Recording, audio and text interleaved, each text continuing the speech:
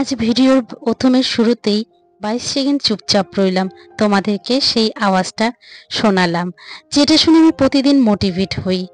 সত্যি কথা বলতে সকালবেলা ঘুম থেকে উঠে এইখানটায় দাঁড়ালে মনের মধ্যে যেন আলাদা একটা শান্তি লাগে, আলাদা যেন একটা ইন্সপিরেশন পাই।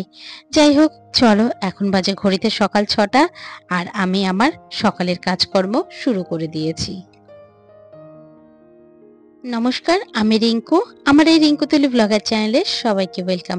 আশা করছি যে যেখান থেকে আজকের ব্লগ ভিডিওটা দেখছো সবাই বেশ ভালো আছো। সারাদিনের বিভিন্ন কাজের জন্য নিজেকে আগে মোটিভেট করি, তারপর কাজে হাত দেই। আগে কি বলতো, একটা নিজের মধ্যে প্ল্যানিং করতে হয়, না হলে না কোনো কাজে ঠিক এনার্জি আসে না। এবার নিজেকে নিজে মোটিভেট করে কাজে লেগে পড়লাম। আজ সকালে হাজবেন্ডের অফিস আছে, ওর জন্য বানাবো সুজি দিয়ে উপমা, যেটা আমার হাজবেন্ডের জন্য ক্ষতিকারক নয়। আসলে কি বলতো, রোজই তো রুটি দিই আর সাথে একটা তরকারি, কিন্তু আজকে ভাবলাম চলো একটু অন্যরকম কিছু করি। তাই আজকে বানাচ্ছি সুজি দিয়ে উপমা। এটা করার জন্য প্রথমে কড়াতে একটু সুজিটাকে ড্রাই রোস্ট করে নিলাম, তারপর সেটাকে নামিয়ে রেখেছি। এরপর কড়াতে তেল দিয়ে কালো সর্ষে আর কারি পাতা ফোড়ন দিলাম, সাথে শুকনো লঙ্কাও দিতে পারো। আর তারপর যেই পাতাটা ভাজা ভাজা হয়ে এসেছে তখন পেঁয়াজ দিয়ে দিলাম। পেঁয়াজটাকেও হালকা ব্রাউন করে ভেজে তার মধ্যে আলু দিয়ে দিলাম। আলুগুলো ডুমডুম করে কেটে রেখেছিলাম, সেটাকেও ঢাকা চাপা দিয়ে কিছুক্ষণ নুন মিষ্টি দিয়ে ভেজে নিলাম। এরপর আমি একটু টমেটোকে পেস্ট করে রাখি, সেই টমেটো পেস্টে এর মধ্যে দিয়ে দিলাম।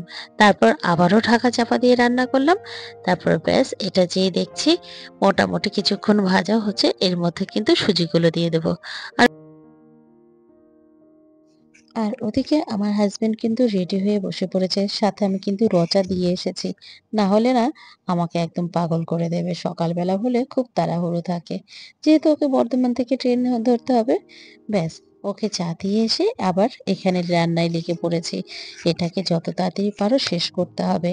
এরপর সুজিগুলো যেই দিয়ে দিয়েছি, এরপর অল্প অল্প করে জলের দিয়ে সেটাকে নরম করব। একসাথে কিন্তু অনেকটা জল দেওয়া যাবে না, তাহলে কিন্তু একদম সমস্ত কিছু একসাথে মন্ড পাকিয়ে যাবে। এখানে অল্প অল্প করে জল দেব, আবার একটু নাড়াচাড়া করব। তারপর পরিমাণ মতো নুন মিষ্টি দিয়ে ব্যাস নামিয়ে নিলাম আমার উপমা।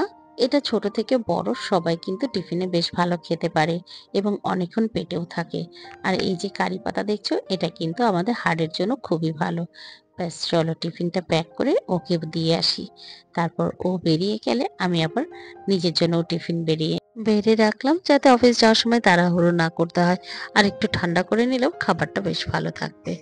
যাই হোক, চলো এরপরে সবাই মিলে একটু চা খেয়ে নিই, তারপর পরবর্তী কাজে নামবো। একটু তো নিজেকেও সময় দিতে হবে, বলো?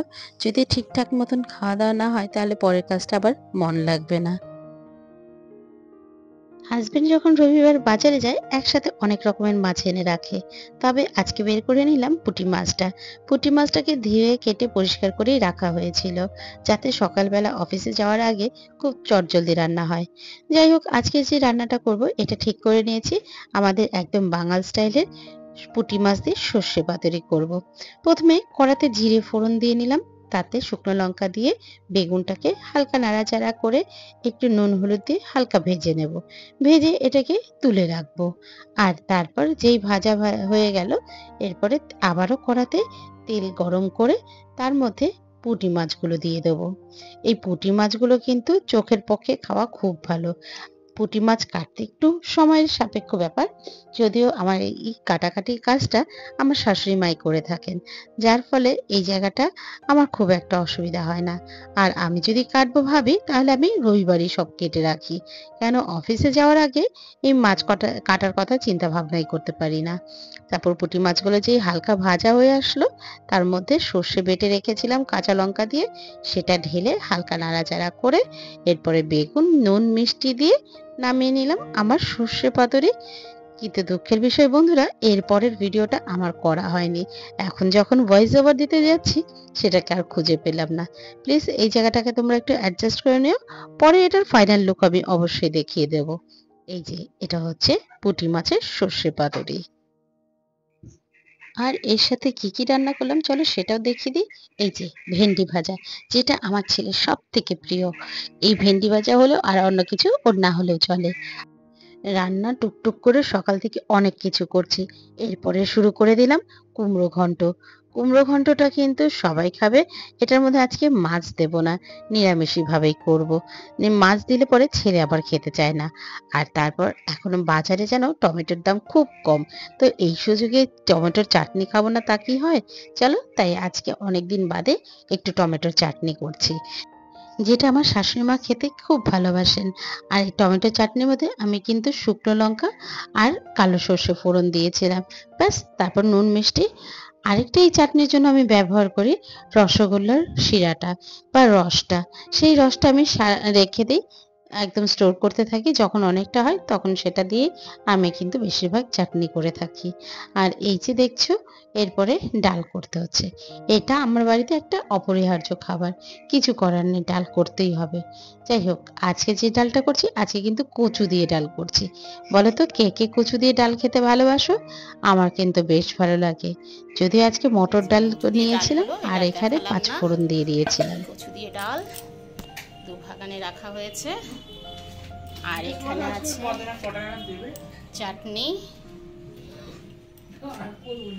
এটা মাসির জন্য মাছ বেড়ে রেখেছি। এটা কুমড়ো ঘন্ট, ভেন্ডি ভাজা, টুকটুক করে অনেক পদ করেছি। আর এটার মধ্যে মাছের ঝাল। এই হচ্ছে আজকের রান্না বান্না। চলো। এরপরে সমস্ত কিছু ওদেরকে গুছিয়ে দিয়ে দেখিয়ে দিয়ে আসলাম কে কোনটা খাবে, কোনটা ফ্রিজে ঢোকাবে। আর তারপর আমার সেই দিদিটা, যে আমার হেল্পিং হ্যান্ড, সেই দিদিটা এসে সুন্দর করে সমস্ত কাজকর্ম করে দিয়ে যায়। এত ভালো, এত পরিষ্কার কাজ কি আর বলবো। একদিন সেই দিদির কাজ তোমাদের সাথে অবশ্যই শেয়ার করব। সুপ্রভাত আমার সকল বন্ধুদেরকে আজকে বুধবারের ব্লগটা দেখার জন্য তোমাদেরকে সাদর আমন্ত্রণ জানাচ্ছি। কেমন আছো তোমরা? আশা করছি সবাই ভালো আছো, আমিও বেশ ভালো আছি। আজ বাসে ভীষণ ভিড় ছিল, চুলের অবস্থা দেখছো এই হয়ে গেছে। কি কষ্ট করে যে এলাম। যাই হোক, চলো, আমাদের ঘরে বাইরে সব জায়গায় যুদ্ধ করে চলতে হয়, হার মারলে হবে না। চলো, সেটাই করলাম, দেখতে থাকো। কদিন ধরে যে কাঠফাটা রোদ বেরোচ্ছে, তাই মাঝে মাঝে আমি এরকম করে ঢেকে চলি। আসলে কি বলতো, এতটা গরমে কষ্ট হয় কি আর বলবো।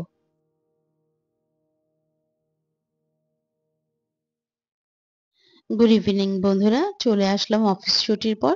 এখন প্রায় 6টা বাজে। 5:30টায় ছুটি হয়েছিল আমার। বেহালায় ঢুকতে ঢুকতে 6টা বেজে গেল। আর তারপরে কিছু সবজি নিতে হবে, সেই নিতে নিতে ভাবছি তোমাদের সাথেও একটু শেয়ার করি। আর চলে এবার বাড়ি গিয়ে দেখি ছেলে কি করছে। আসলে ওর মাধ্যমিক পরীক্ষা শেষ হয়ে গেছে, কিন্তু ওর সময় একদমই কাটছে না। যাই হোক, বিকেল বেলা বলেছি যা একটু মাঠে গিয়ে খেলে আসবি, তাহলে গুড মন ইভিনিং বন্ধুরা, মানসিকতা ভালো এই লাগবে। অফিস থেকে বাড়ি এলাম আর শাশুড়ি মা শয়ন দিচ্ছে গোপাল ঠাকুরকে। চলো একটু দেখাই। এই যে পাশে এই বড় গোপাল পাশে দাঁড়িয়ে আছে, শুধু দুষ্টুমি করবে। পরীক্ষা শেষ আর আমার মাথা খারাপ করছে।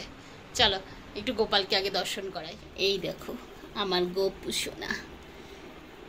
গোপু সোনা এবার শয়ন দেবে, শয়নে যাবে। তোমরা যে যে দর্শন করতে চাও আমার গোপু সোনার কাছে দর্শন করো।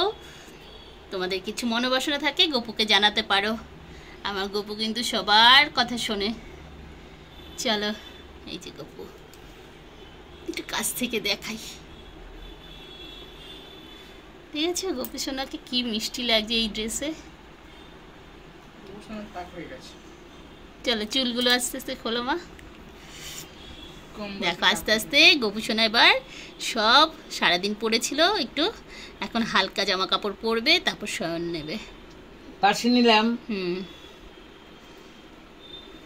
শোনা শোনা আমার বুকের শোনা, ওই যে একটা শোনা তোমার দুষ্ট।